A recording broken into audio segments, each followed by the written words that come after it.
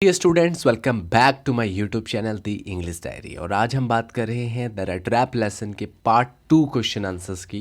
हम important questions की series चला रहे हैं। उम्मीद है कि कल के क्वेश्चन आंसर्स आप लोग बहुत अच्छे से देख लिए होंगे और आपको वो समझ में भी आ गए होंगे।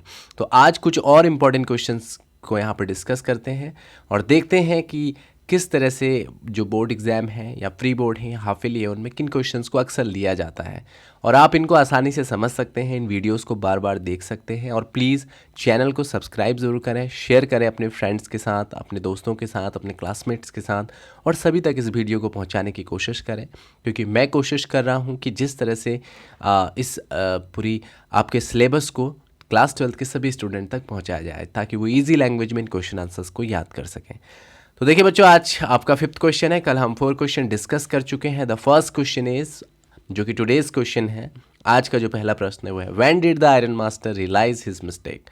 देखिए यहाँ पर आपने चैप्टर अगर पढ़ा हो तो वहाँ पे एक जगह पे स्टोरी में क्या होता है कि जो आयरन मास्टर है, पैडलर उसे उसके आयरन मिल में मिलता है और आयरन मिल में रात को जो आयरन मास्टर होता है वो उसे अपना कोई पहचान वाला समझ लेता है और अपने घर ले जाता है।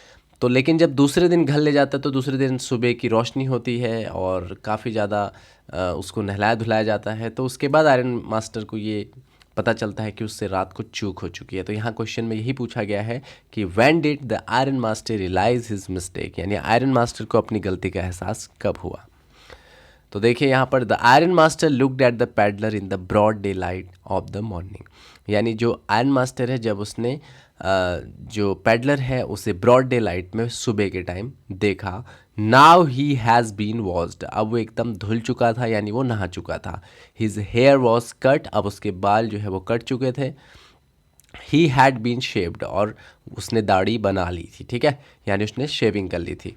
He was also well dressed, अब वो पूरी तरह से वेल ड्रेस्ड हो गया था। Now the iron master could clearly see, अब जो आयरन मास्टर वो एकदम से देख सकता था that the tramp was none of his old acquaintance, कि वो जो ट्रैम्प है, ट्रैम्प मीन्स क्या है, यानी वो आवारा व्यक्ति है जो उसे रात को मिला, जिसे वो घर ले आया, वो उसका पुराना परिचित नहीं है। एक्विंटेंस मीन्स होता है जान पहचान वाला या फिर परिचित। ओल्ड एक्विंटेंस यानी उसका कोई पुराना पहचान वाला वो व्यक्ति नहीं है, क्योंकि उसने देख लिया था उसे ब्रॉड डे लाइट में कि उसके जब उसके बाल कटे, उसने नहाया धोया, शेविंग की, वेल ड्रेस्ड हुआ, तो पता चलता है कि वो व्यक्ति नहीं था जिसे आयरन मास्टर समझ रहा था। तो यहीं पे उसे अपनी गलती का एहसास होता है। तो उम्मीद है कि फर्स्ट क्वेश्चन आपको समझ में आ गया होगा।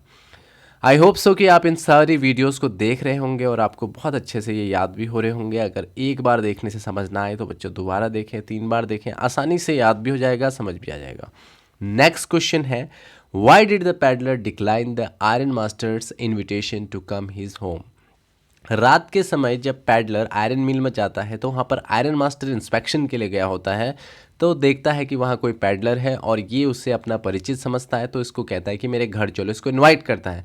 लेकिन पैडलर शुरू में उसके घर जाने से इनकार कर देता है। तो यहाँ पर क्वेश्चन यही पूछा गया है कि why did the peddler decline the iron master invitation to come to his home, यानी पैडलर ने आयरन मास्टर के निमंत्रण को क्यों इनकार कर दिया उसके घर जाने के लिए, ठीक है। यानी घर जाने के लिए जो इनविटेशन है आयरन मास्टर ने जो दिया पैडलर को, पैडलर ने उससे क्यों इनकार किया। डिक्लाइन मीन्स होता है इनकार करना, मना करना, ठीक है।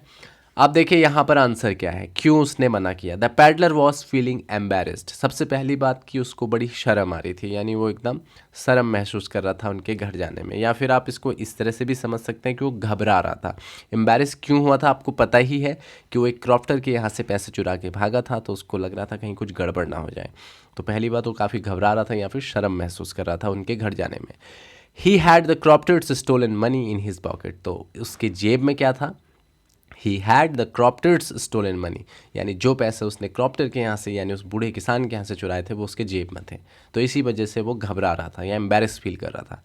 ही थॉट, वो सोच रहा था, दैट कि by going to the manor house, कि आयरन मास्टर के बड़े घर में जाएगा। मैनर हाउस देखिए जमींदारों के मकानों को कहा जाता है। तो यहाँ पर आयरन मास्टर भी एक बहुत फेमस वहाँ पर आयरन मिल का मालिक था, तो उसके घर को मैनर हाउस बोला गया है। तो यहाँ पर यही कह रहा है, by going to the manor house he would be throwing himself into the lion's den. तो वो सोचता है कि खुद को आयरन मास्टर के घर ले जाने का अर्थ ये होगा कि वो खुद को एक शेर के जो है गुफा में डाल रहा है, ठीक है, या पिंजरे में डाल रहा है जहाँ पर शेर को रखा जाता है, लॉयन को रखा जाता है। तो उसे यही फील हो रहा था कि वो अगर उसके घर जाएगा तो वो खुद को ऐसे माहौल में डाल रहा है जहाँ पर कि वो कह रहा है, मतलब एक एग्जाम्पल दे रहा है कि शेर के गुफा में या फिर उसके पिंजरे में वो डाल रहा होता है। डेन मीन्स होता है गुफा, या फिर जहाँ पर लॉयन टाइगर वगैरह को रखा जाता है उस स्थान को डेन भी कहते हैं, ठीक है। तो उसे ऐसा फील हो रहा था। तो आगे देखिए, that was why he declined, इसलिए उसने मना किया the invitation again and again, और बार बार मना किया उसने उस इन्विटेशन को कि वो आयरन मास्टर के घर नहीं जाएगा। सो आई होप सो कि आपको ये समझ में आ गया होगा। तो चलते हैं नेक्स्ट क्वेश्चन की तरफ। ये बहुत ज़्यादा इंपॉर्टेंट क्वेश्चन है, ये भी कई बार बोर्ड एग्जाम में पूछा गया। देखिए, जहाँ सारे इंपॉर्टेंट क्वेश्चन ही डिस्कस कर रहा हूँ, सारे के सारे नहीं कर रहा हूँ, 5 to 10 या 5 to 8 question he in each and every आपके जो लेसन है उससे मैं यहाँ पर आपसे बता रहा हूँ, डिस्कस कर रहा हूँ। तो देखिए, नेक्स्ट क्वेश्चन है, why was Edla happy to see the gift left by the peddler, यानी पैडलर के द्वारा छोड़े गए उपहार को देखकर एडला खुश क्यों होती है या खुश क्यों हुई थी, ये आपको आंसर बताना है। तो देखिए, जब ये लोग चर्च में गए होते हैं, एडला और उसके फादर, नेक्स्ट मॉर्निंग, तो ये जो पैडलर है इनके घर पे होता है। तो जब ये चर्च में जाते हैं तो इन्हें पता चलता है कि वो तो एक चोर है। तो एडला शुरू में घबरा जाती है, लेकिन जब वो घर आती है अपने कर्मचारी से पूछती है कि वो व्यक्ति कहाँ है, तो वो तो चला गया होता है, लेकिन वो एडला के लिए एक लेटर और एक गिफ्ट छोड़ के जाता है जिसे देख के वो खुश होती है। तो यही बात आंसर में भी है। सोचो, चलते हैं। Edla was deeply shaken When she heard at the church the peddler was a thief। तो सबसे पहले तो यहाँ बताया गया एडला वॉज डीपली शेकन, बहुत गहराई से हिल जाती है एडला। When she heard, जब वो सुनती है, at the चर्च पे, that the peddler was a thief, जब वो चर्च पे ये सुनती है कि पैडलर एक चोर है, तो वो पूरी तरह से हिल जाती है, ठीक है, मतलब उसको बहुत ही डर सा लग जाता है। But after reading the letter, लेकिन जब वो घर आती है, उसे वो लेटर प्राप्त होता है, तो उसको पढ़ने के बाद, एंड रिसीविंग हर गिफ्ट, उसके उस गिफ्ट को पाने के बाद, शी केम टू नो, तो वो ये जान लेती है, what a jam man really he was, कि वो कितना हीरा आदमी था। वास्तव में वो पैडलर कितना हीरा आदमी था, कि अपने दिल से कितना अच्छा व्यक्ति था। What a jam man really he was, ये लाइन का मतलब ये है कि वो कितना ज़्यादा अच्छा आदमी था या हीरा आदमी था। जैम का मीन आप यहाँ पर आउटस्टैंडिंग पर्सन या फिर हीरे से ले सकते हैं, ठीक है। Naturally she was very happy, इसलिए वास्तव में, वाकई, परिणाम स्वरूप वो बहुत ज़्यादा क्या होती है, खुश होती है। तो ये है क्वेश्चन। अब यहाँ पर देखिए, एक और चीज़ है कि वो जो पैडलर है वो एडला के लिए क्या गिफ्ट छोड़ के जाता है। तो आपको ये भी याद रखना है बच्चों, वो छोड़ के जाता है एक स्मॉल रेड रैप। ये गिफ्ट वो छोड़ के जाता है किसके साथ, प्लस एक लेटर के साथ। और देखो, मैं 2-3 चीज़ें यहाँ पर और डिस्कस कर दे रहा हूँ जो कि आपको अच्छे से समझ में आ जाए, आराम से लिख देता हूँ। देखो, जो पहली चीज़ वो छोड़ के जाता है, क्या छोड़ के जाता है, एक स्मॉल रेड रैप। अच्छे से लिख लीजिएगा, स्मॉल रेड रैप पहली चीज़ छोड़ के जाता है। दूसरा उसमें वो छोड़ के जाता है एडला के नाम का लेटर।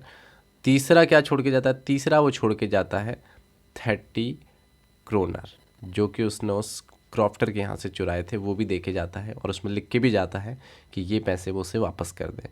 तो यहाँ पर उसका हार्ट पूरी तरह से चेंज हो जाता है और उसे अपनी गलती का एहसास हो जाता है। इस चैप्टर में लव और अंडरस्टैंडिंग से ह्यूमन नेचर में होने वाले डिफरेंस या फिर इम्प्रूवमेंट या डेवलपमेंट को डिस्क्राइब किया गया है। तो आप स्टोरी को अच्छे से पढ़िएगा। प्लीज़ चैनल को सब्सक्राइब करें, लाइक करें, शेयर करें। Thank you so much for watching this video.